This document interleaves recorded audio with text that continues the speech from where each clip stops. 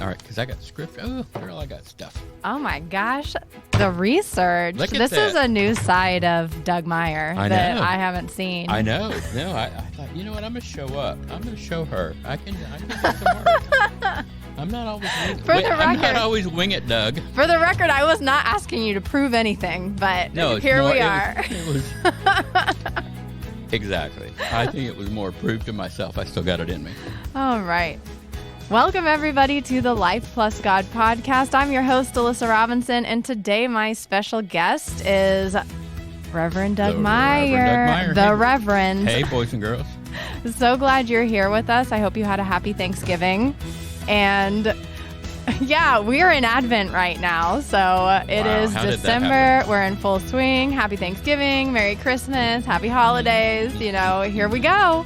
Buckle up. So in this Advent worship series that we're calling Christmas Kaleidoscope, it might be a weird name that you haven't heard a church talk about a kaleidoscope at Christmas or anything like that before. And we were just thinking about, you know, all of the little broken pieces that come together to create this big, magnificent story of Jesus and God's love for us. And it's like a kaleidoscope of these individual colors, these individual broken pieces that on their own don't seem that meaningful. But when we come together and we see this grand pattern, it's beautiful. And it's just the use of light to create beauty. And we were like, wow, what a great metaphor for the Christmas story. I think we captured something and other people are going to go, ooh, ah, because one of the other things that it didn't hit me until you just said that, but everybody sees something different when they look through a kaleidoscope. Mm-hmm. And there might be a different color that catches you. Well, And just like when everybody sees a Christmas story, the birth of Christ, whatever your character is you kind of identify with, you see through your lens into their world, right? Mm-hmm. And then you can turn it, and the pieces change a little differently. Man, unlimited new perspectives. Oh man, I think we hit it. So let's talk about one of those pieces of the kaleidoscope today, justice. Yeah. And it's kind of odd for us to be talking about justice. So the big question that we're asking today is, how does Jesus's birth bring justice? And when we're talking about like traditional Advent, these are the topics we're used to: hope, joy, peace, love, you know, all of those warm, fuzzy things. But here we are kicking it off, justice. Right. Yep. So let's dive into that. So why do you think that we're pulling justice in to this Christmas story? Because it is the good and right thing to do. Jesus is all about justice. All throughout the Old Testament, the prophets foretold, don't you love that word, foretold, of this Messiah coming. And man, we're going to give you scripture out the wazoo of the story and how it progressed and how Zechariah and Isaiah and Micah, all these different guys, gave us text, all of which culminated in Jesus the Christ, the Messiah, the peace bringer, and therein lies justice. And Jesus turned the world on its head with a new concept of justice. So, no, I got to tell you, man, we work on this, y'all, months ahead. And when I first saw that, I too was like, I don't know about that. That's not a fun Christmassy topic. No, I don't see any bows and ribbons and bells. But the more I did some homework, I'm like, why haven't? But of course, I was almost indignant. I was like, of course, Jesus is the bringer of justice, and a new term, a new tone, a new everything about justice. So you can tell, I'm a little caffeinated and pretty excited.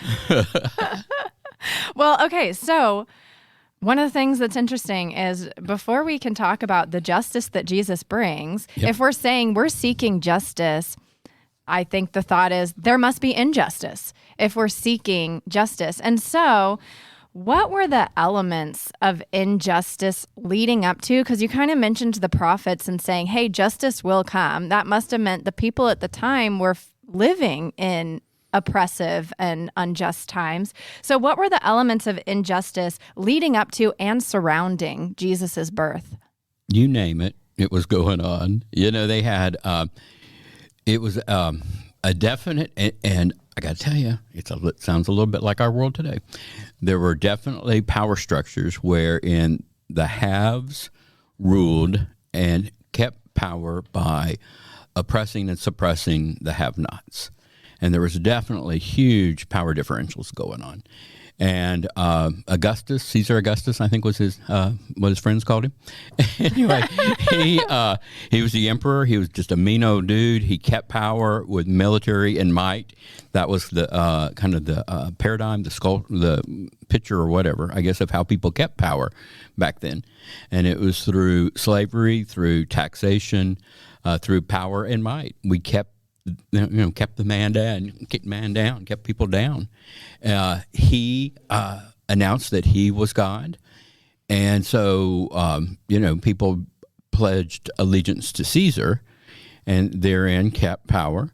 And you did what Caesar said. And he convinced the people, or just bullied the people, that he had godlike powers and godlike authority and was there because, It just feels like, even if he didn't convince the people, it's this big facade of like, okay, I at least have to pretend that I believe he's God, because if I don't, then I could be killed and my family could be killed and all of these things. And so it's like, oh, for sure, the people just go with it for self-preservation. Oh yeah, no, that's a better put, because to convince the people, I think that's an inaccurate. I mean, I'm sure statement. there are some people who did believe that.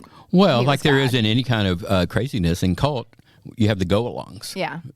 Especially if you have cornered a little piece of your market and you're getting a little something on the side, whether it's, you're hustling to get more money or more land or more power or more whatever. Yeah, tax collectors who are skimming off the top, things well, like yeah. that. No, I mean, that's how power structures work, right? Yeah.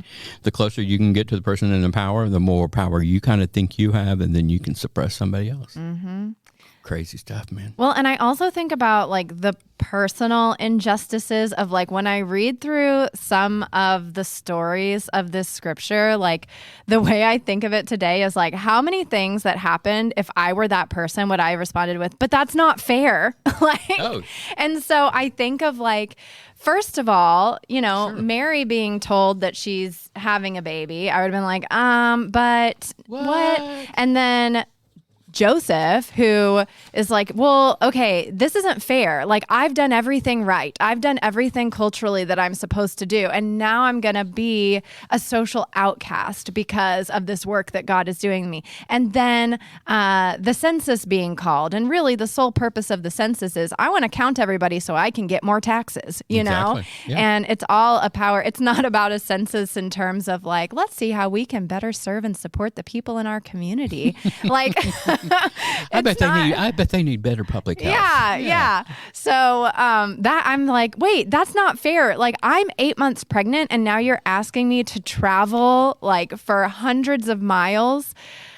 What? Nah. I mean, it's all so like. There's if you're a big old powerful ruler, that kind of stuff doesn't matter to you. There's the systemic injustice that you were talking about of just like the constant oppression of the have-nots, and then there's the personal injustice and those feelings of, but this isn't what I wanted. This isn't fair. I don't think that mattered. I don't think that if you're an oppressor and you're getting whatever it is you get out of being in power, I don't think you even think about that. No.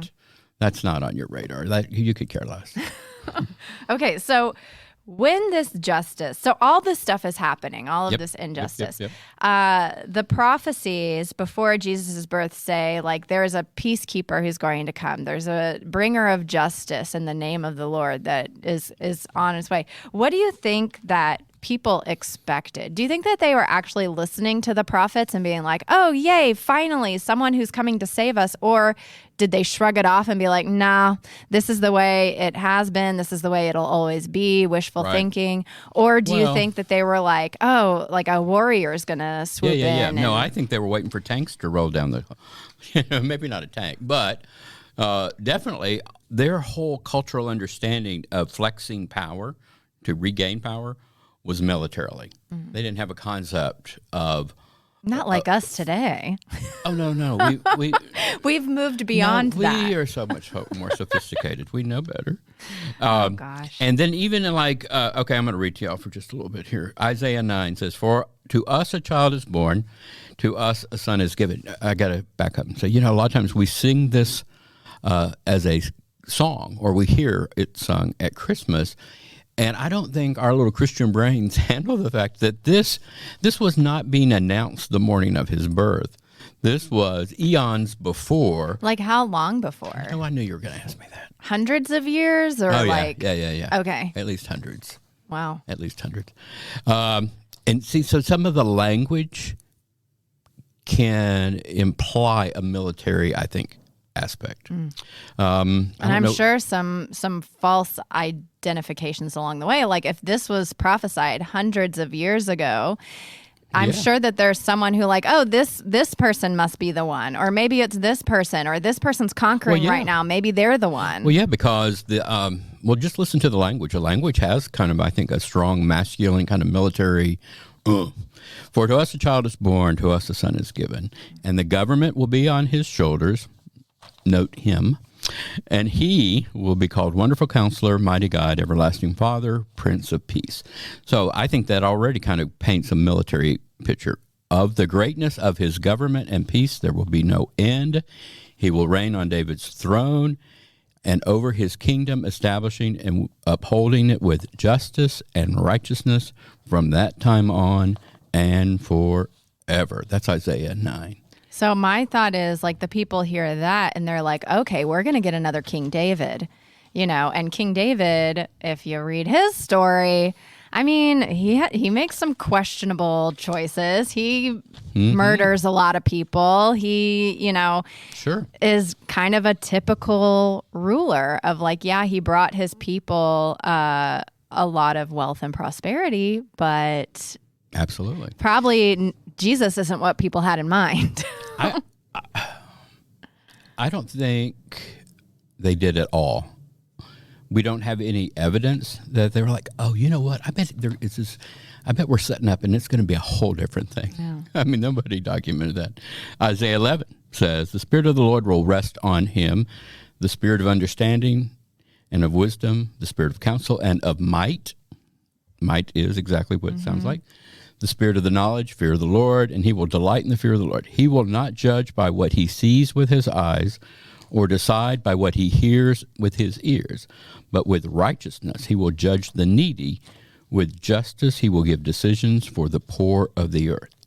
So if that is you're probably feeling a little motivated. Like, oh, man, finally somebody for the little guy, But I think that there's probably still this us versus them mentality of this is the person for us, the Israelites. And the thought that this is for everyone to rule and reign over everybody. And we're all going to have peace together. It's not going to be one group of people ruling over another group of people. Sure. I mean, wait a minute. You mean the Messiah is not just for me? Well, maybe for Doug. Oh, gosh. Yeah. No, I think you're right. I think, as is often the case. And we still do it, by the way. We still do that us versus them stuff. Well, American and Jesus. That God bless America. Jesus is for us. Yep. That sort of thing. Yeah. We do it. Okay. So Jesus. Let's talk about Jesus for a second. So when we say Jesus brings justice. Yep. Does it mean, because you had this whole description in Isaiah 9, does it mean that Jesus is creating justice, with his presence, or Jesus himself is justice? I don't really understand when we say that Jesus' birth brings justice, what it means. Because I actually think Jesus' birth dominoed into a lot of unjust actions because people were reacting to, out of fear to Jesus' birth. Herod killed thousands of babies as a result of it. John the Baptist's head was put on a plate out of fear of Jesus. And the Pharisees were constantly working against Jesus. It's a lot of unjust actions dominoed out of Jesus' coming. But right. And why do you think those happen? It's all fear and loss of power. Exactly. Yeah. And so this new guy's in town, Jesus, and it's kind of like maybe when you said, Jesus brings justice. perhaps, and this is not going to do justice to Jesus, but To Jesus' justice. this is a new teacher, a new professor, a new way of doing that is presented into the cultural psyche, right? And begins to catch hold. And so the opposition of that begins to see, this is a threat to our power structure. He is appealing to the poor, the very people that we base our power on holding down. He's beginning to lift up. This could get dicey for us. We need to snuff that out. We don't want this to catch on. Yeah, because justice for them is bad news. Because if they're receiving justice, if equity is happening among the people, there's a great quote that says, when you have privilege, equity feels like oppression. Where they have had so much more than everyone around them. And they're saying, hey, guess what? You're equal to everyone else. You don't get more anymore. Yeah. It feels like oppression, and it's not. No, but that was in that time a new understanding, because all of history had been built on power. Power lies in the hands of the powerful, right? And if you can always keep the other people down, then you retain power to take their land, take their food, take their money, take their people and more, whatever. Well, okay. So if I'm going to push on this a little bit more, everything that we're describing of what was going on in Jesus' time sounds exactly what's happening today. There is injustice happening all around us. There is, the haves are ruling over the have-nots and making decisions to benefit themselves, all of these things. So how did Jesus' birth bring justice if we're still feeling that pain of unjust power? Yeah. Well, I think it didn't bring justice with a period at the end of the sentence. I think it brought a whole new way of thinking, and I think it was such a radically new way of thinking that it is still unsettling to people who are adept and adapted at holding on and keeping power. Jesus frequently spoke in a way that kind of created, I think, a question bubble over people's heads. Like, for instance, he said, the Spirit of the Lord is upon me because he has anointed me to proclaim good news to the poor. What? Whoever did that? He sent me to proclaim freedom for the prisoners, recovery of sight for the blind, to set the oppressed free, and to proclaim the year of the Lord's favor. He read that one day in the temple and then rolled it back up and went about his business. Can you imagine how that kind of just was like jarring? Yeah. A mental, like, kick in the brain pan, right? And I think we have continued to see that on the Sermon on the Mount, where he said, blessed are the poor in spirit, blessed are those who mourn, blessed are the meek, blessed are the hungry, blessed. Those were in that time all the cultural less thans, the people who were discarded, were kind of cast aside. And here Jesus is beginning to lift them up. And so I think we could get to your point about our culture today. I think this should be a wake-up call or a reminder that even in the holiday Christmas baby Jesus season, it should call us to task for how we do or don't live into whether it is our privilege or our understanding of the oppressed or our understanding of being a part of a system that oppresses people or whatever, that this is a task till we all are buried.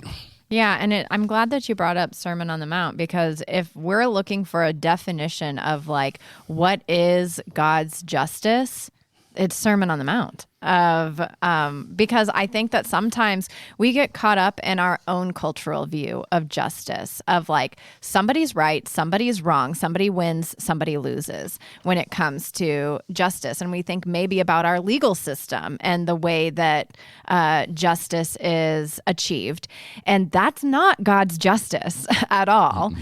And so I think that it's easy as a Christian, even if you're trying really hard to improve every single day, it's hard not to fall back into our cultural understandings, because that's, surrounding us more often than Scripture is for Yeah. the most part. No, absolutely. I think I think maybe every day we who are attempting to be Christ followers should read Matthew 5, because through that you find the Beatitudes, then you find these other great texts which are part of kind of our cultural psyche now. Like it says, you've heard that it was said, an eye for an eye and a tooth for a tooth, which is kind of feels like the world we live in. But I say to you, do not resist the one who's evil. But if anyone slaps you on the right cheek, turn to him the other also. And if anyone would sue you and take your tunic, let him have your cloak as well. If anyone forces you to go a mile, go with him 2 miles. Give to the one who begs from you, and do not refuse the one who would borrow from you.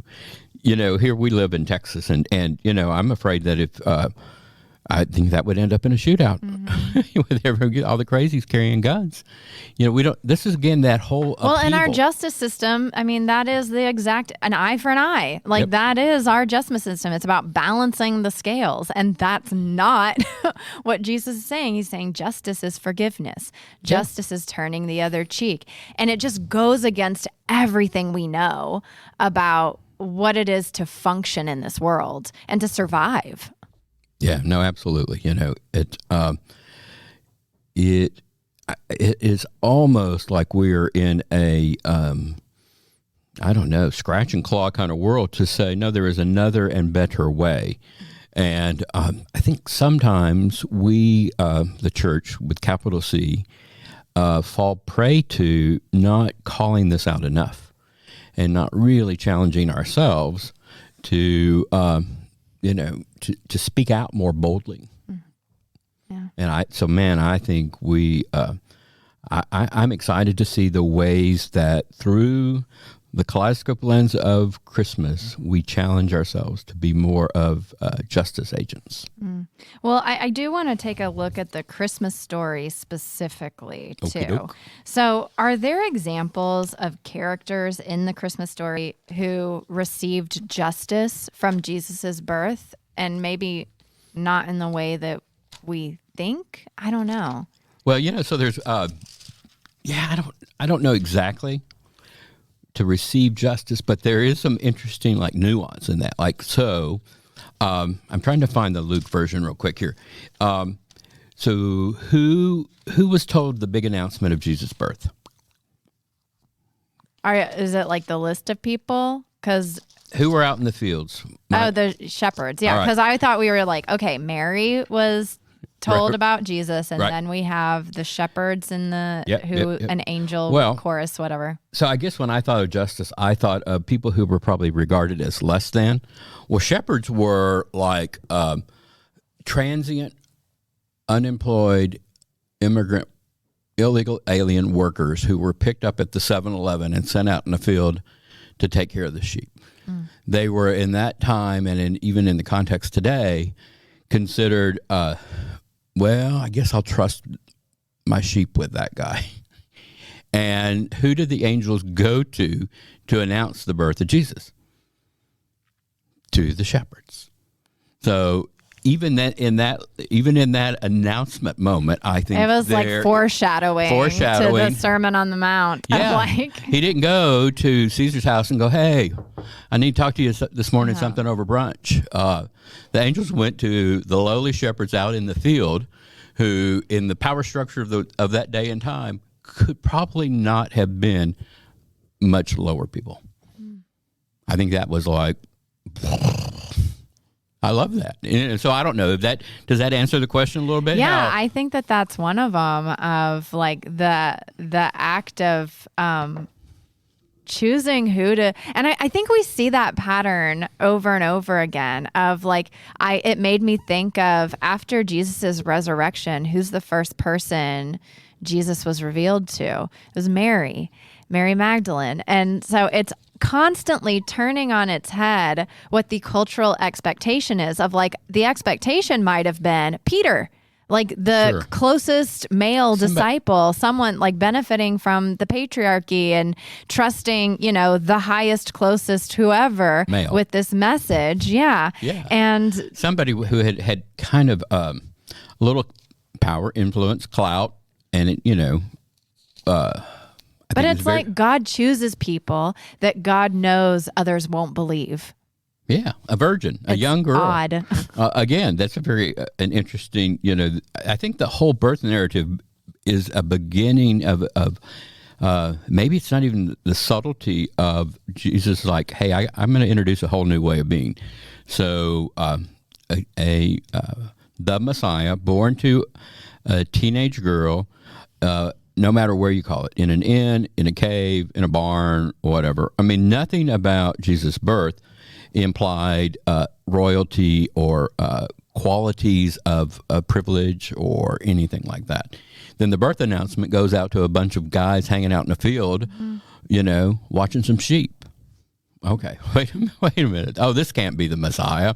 This doesn't fit any of the messianic, projections. Yeah. How do the Magi fit in to all of that? They're later, right? I can't remember that part of the story. So for the convenience of the story, they're always there at the nativity. But apparently they were also kind of like astrologers, and they saw the star, and the story goes that they followed the star, and it's showing over Jesus, and they presented gifts that were also gifts that were symbolic to be given to someone in power. So, maybe I'm not as well read on that. We've kind of redefined justice and what it means that Jesus's birth brought justice. Okay. How does this new idea of justice change what we thought we knew about God? I mean, I think it's always helpful to have our understandings of, and our impressions of God tweaked. And, I think we, when I say we, I should say me. I think in Western culture, I kind of think we adapt well to an idea of a kick-ass God, a big, mighty superhero. Yeah. And that's going to roll in and just set things straight. And this, again, like we've been talking about over and over again, this kind of sets that whole image on its ear, doesn't it? Yeah. Well, it's like this thing of like, if God is for me, who can be against me? It's that God is on my side sort of mentality, which is scriptural. So like, it's confusing of like, okay, did we not get it? Like, did we not understand what was trying to be said? Because we still cling to that. Yeah, I think there must be some kind of comfort in that. But then on the other hand, when I just sit quietly for a minute and you kind of let the whole idea of it kind of waft over me, I think that's way to go, God. That's a really creative way to be about changing the dynamic of the world. And, I don't know. I don't know what I don't know that I don't know, but I think that God and God's infinite creativity kind of just said, well, maybe this will get their attention if we do it, 180 degrees different than everything has been happening. Because, even if you go back, and we're going to put a little link in the content or something. In the episode description. There you go. That's what they call it.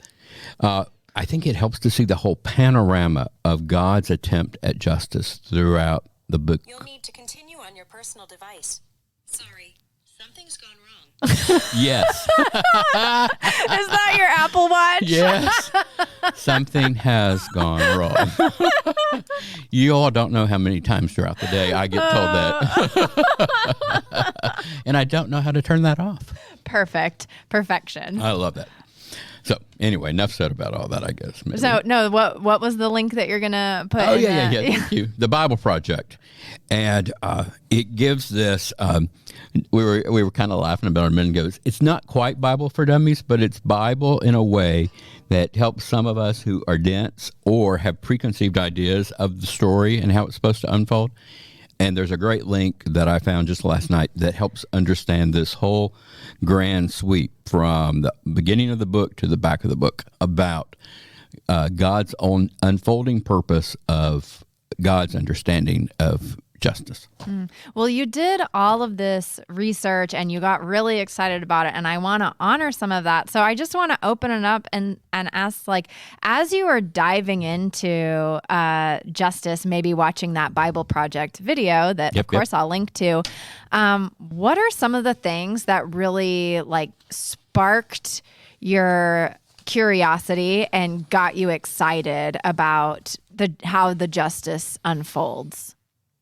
I think most of all, it was rattling what I like to sometimes call my little snow globe world, to think about Christmas through a more assertive lens than baby Jesus lying in a manger and the customary Christmas carols and the Christmas pageant, but really kind of put some teeth in it and reminded me of what I think was Jesus' intention in the first place, which was to shift the paradigm of the world. And I think sometimes in my world, Christmas feels like the fulfillment of the Western paradigm of consumption and go and do and buy a whole lot of stuff and overcommit.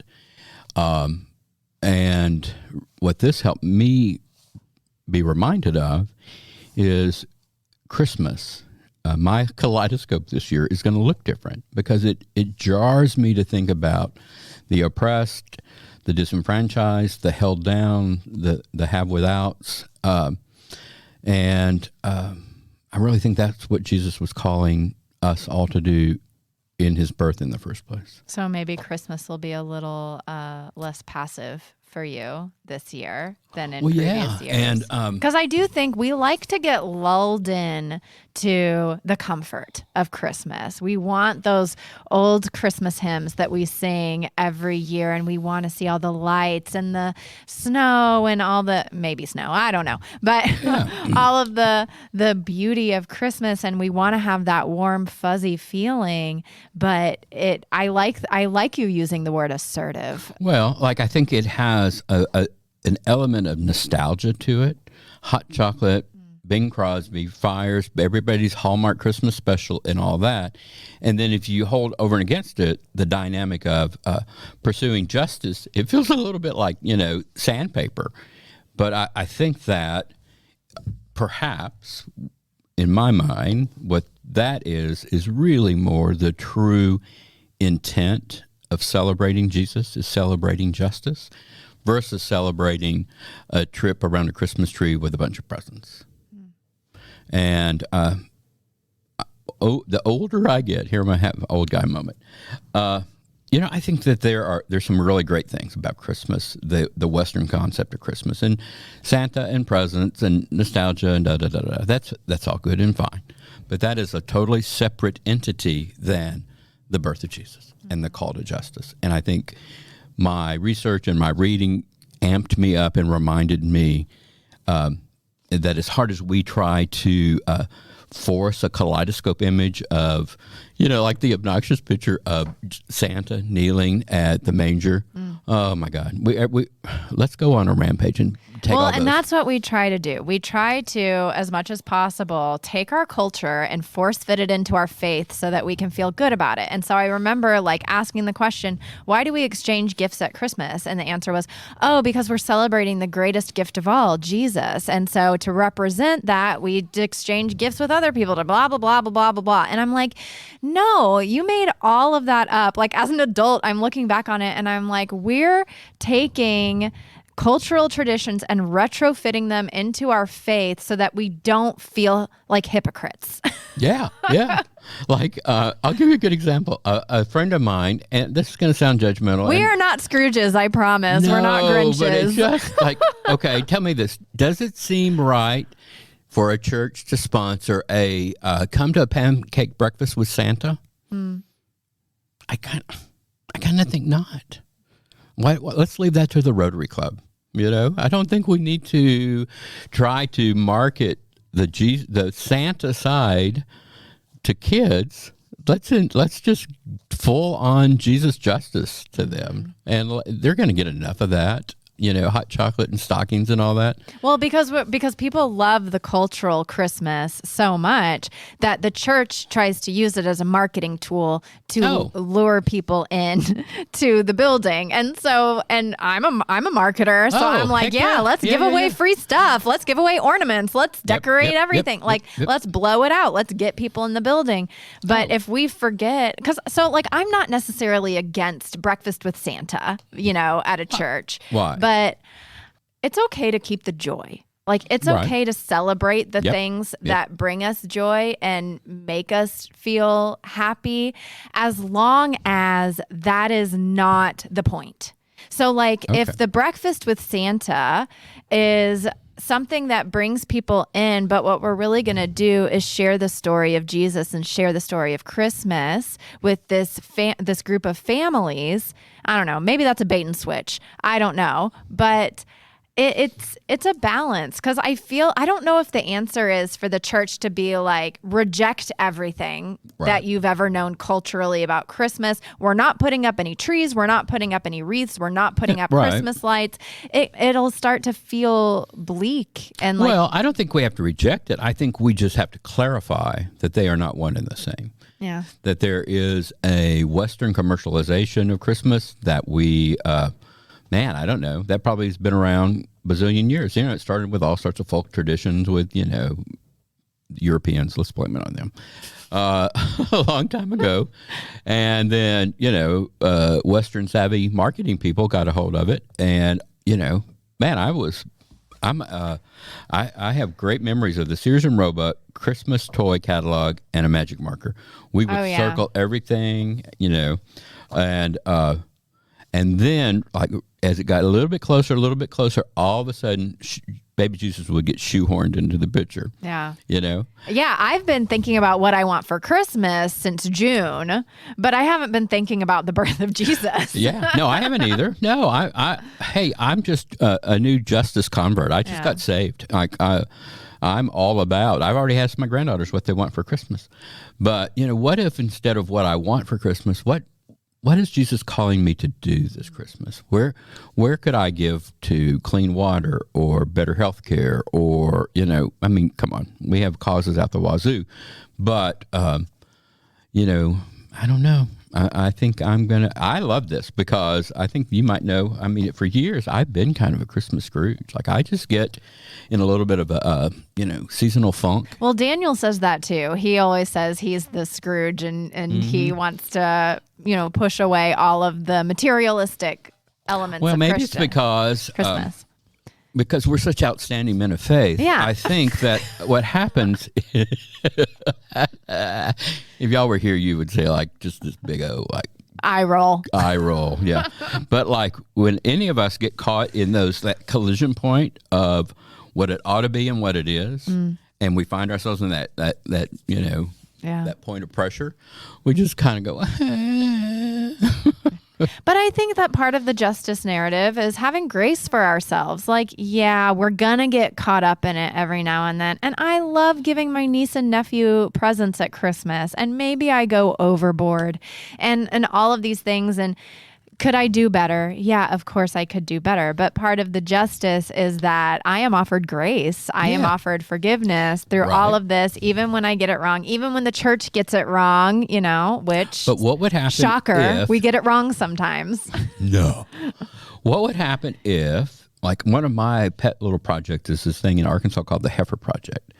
And it is the face of an organization that helps underprivileged farmers and shepherds and all the different people. It's not just about agriculture.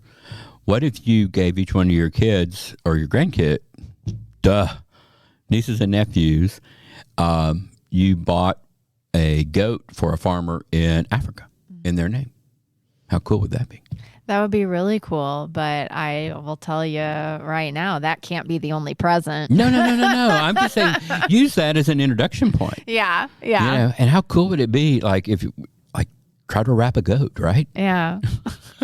A little stuffed goat. A little stuffed goat. And be like, there's a real goat somewhere. Like you can give a flock of geese. You can give a hive of bees. Well, my dad started doing that a couple of years ago.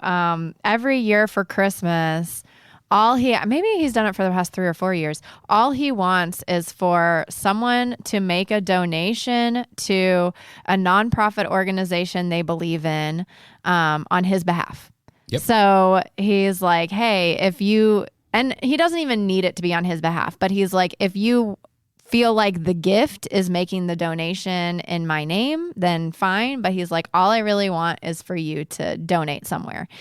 Yep. And that's great. And I have thought about adopting that too, because I'm like, what do I need? Like, I don't need anything. And honestly, with like how easy it is to access things, anything that you really need, you probably don't wait until Christmas to get it. No, I don't. So, and when I go Christmas shopping for other people, I always buy myself stuff just because it's a great sale and I justify it because it's a great price. Hey, I want to give another organization a plug. I don't get anything from them. 10,000 Villages is a trade company that sells the goods of people in third world countries who are artisans or craftspeople, and they the money goes straight back to them versus a whole bunch of retail in between.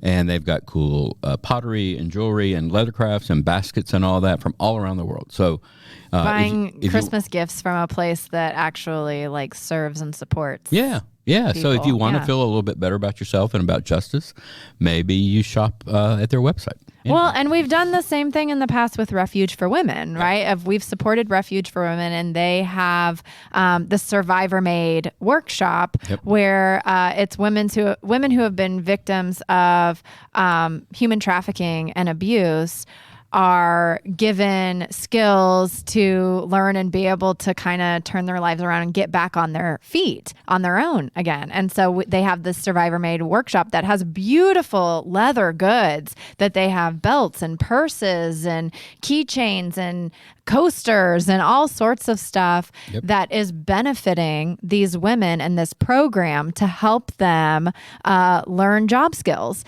And so there are so many organizations like that. I love the idea of us taking the responsibility and saying, okay, this year for Christmas, I'm going to become a part of God's justice story.